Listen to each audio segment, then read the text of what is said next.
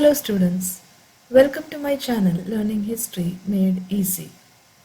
So I hope you have all started revising for your final examination.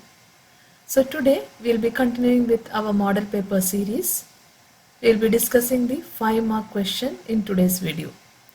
So before going into the video, if anyone is seeing the channel for the first time or if you have not subscribed to my channel, please do subscribe and share it with your friends.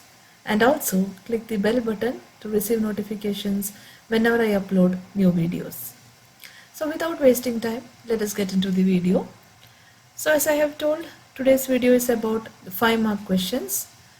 So the question will be, answer any 6 of the following questions in 15 to 20 sentences each.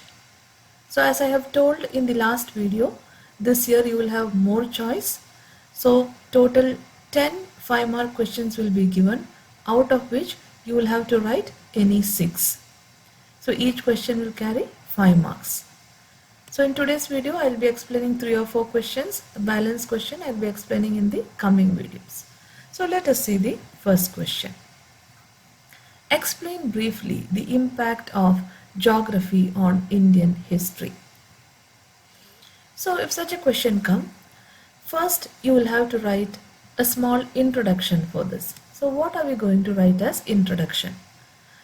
The physical features of India, such as the Himalayas, the northern plains, the deserts, the mountains, etc., have helped in the development of different political units and cultures. So first you write what are the physical features of India and how it has impacted the Indian history. Just an introduction. Then we move on to the first physical feature, that is Himalayas. It separates India from the rest of Asia. It forms a natural barrier and protects India from invaders and the cold wind coming from the north. The Himalayas have given birth to many rivers, and these rivers form the most fertile plain which were cradle of civilization. The 2 main passes, that is Khyber Pass and Bolan Pass, have helped India to have commercial and cultural relations with the West. So these are the points how Himalayas as a physical feature have helped in the development of Indian history. So that is the first subheading. So each subheading you can just underline and then write the explanations below that. So here first you write the introduction, then you write the first subheading, that is Himalayas, then explanation about how Himalayas helped. Then the second subheading is deserts and forest. Now let us see how they helped.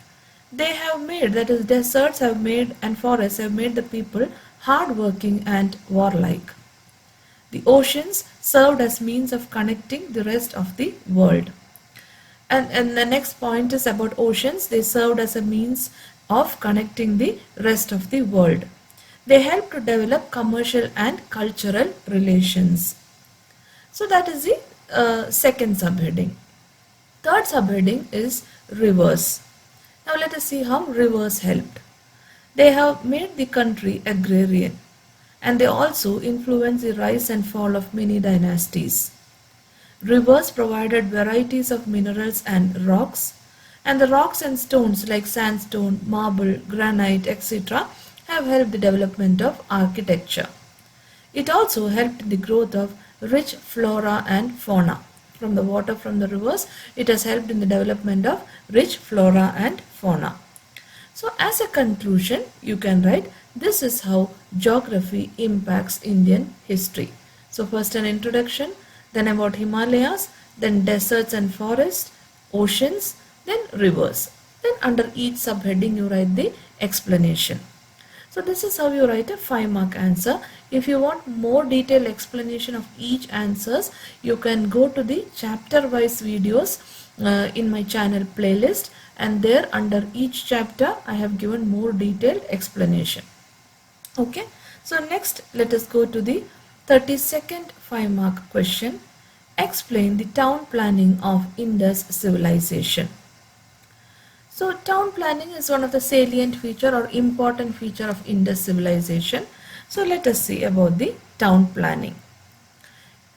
It is a unique feature of Indus Civilization. Their town planning proves that they lived a highly civilized and developed life. They were the first to build planned cities and scientific drainage system. Some cities have citadels to the west, which was built on a higher platform. On the east, they had residential area. Both were surrounded by massive brick walls. So as an introduction, you can write the first 2-3 sentences. That is, town planning was a unique feature of Indus civilization. Their town planning proves that they lived a highly civilized and developed life, and they were the first to build planned cities. Then you can write about how the towns were planned. That is, some cities have citadels to the west, and to the east they have residential areas, and they were surrounded by massive or huge brick walls. Then the next subheading is streets. They were straight and cut others at right angles. So Indus streets were straight and cut each other at right angles. They were 13 to 34 feet wide, and streets had lamp posts at intervals. Dustbins were also provided on the streets, and all these prove the presence of a good municipal administration. So that was the second subheading. First was town planning introduction. Second subheading was streets. Now the third subheading is drainage system. They had excellent closed drainage system, and each house had its own drain and soak pit which was connected to the public drain. Drains were covered and had manholes at intervals for cleaning. Large brick culverts were constructed on the outskirts of the city to carry the excess water. And Indus people had a perfect underground drainage system. So that is the third subheading, drainage system. So as I told before, each subheadings you underline. That is, first town planning, then streets, then drainage system. So like that, each subheadings you underline. The fourth subheading is the Great Bath. It is one of the most striking features in Mohenjo-daro. It consists of a large quadrangle with a swimming pool in the center. The measurement of the swimming pool 39 feet long, 23 feet wide and 8 feet deep. It had rooms and galleries on 4 sides, and some rooms had arrangement for hot water bath. The swimming pool had flight of steps at either end, and the water was discharged by a huge drain. So that was the fourth subheading, the Great Bath. Now the fifth subheading, granaries. The largest building in Mohenjo-daro is a granary. Brick platforms which form the base for the granaries have been found in Harappa and southern part of Kalibangan. Granaries were basically used for storing of grains. Now the sixth subheading, buildings. Buildings and houses were built by the side of the roads. Burned bricks were used for buildings, and every house had 2 or more rooms. There were also more than 1-storied houses. The houses had pillared halls, bathrooms, kitchens, etc. And there were, in some houses, there were even worksmen quarters. They had an excellent system of water supply as well as public wells. Big houses had their own wells. And a dockyard was built at Lotha. So all these points you will have to add when a question is asked about the town planning of Indus civilization. You would write about introduction about town planning, then streets, Great Bath, granary, then you can write about the dockyard and buildings. So this is how you write the answer for town planning of Indus civilization. So the next question, that is 33rd question. What were the factors responsible for the rise of new religion? So let us see the points. The first factor responsible for the rise of new religion was complication in Vedic religion. Early Vedic religion was very simple, but later, during the later Vedic age, it became more complex, and this happened because of the influence of priests and elaborate ceremonies. And because of this complication, people wanted a new religion. So that was one factor for the rise of new religion, that is complication of Vedic religion. The second factor, supremacy of priestly class. Brahmanas established a supremacy over the other castes, and they enjoyed, that is, Brahmanas enjoyed a lot of special privileges. This was not liked by the people of the other castes, and that became the second reason for the rise of new religion, that is, supremacy of priestly class. Third reason, animal sacrifice. Animal sacrifice was first of all a very costly practice, and people started losing their belief in the religion. Rites and rituals also became a lot more complex in the later Vedic age, and for all worldly attainment, yagas and rituals were recommended, which was a very costly affair. So this also, that is animal sacrifice also, became a reason for the rise of new religion.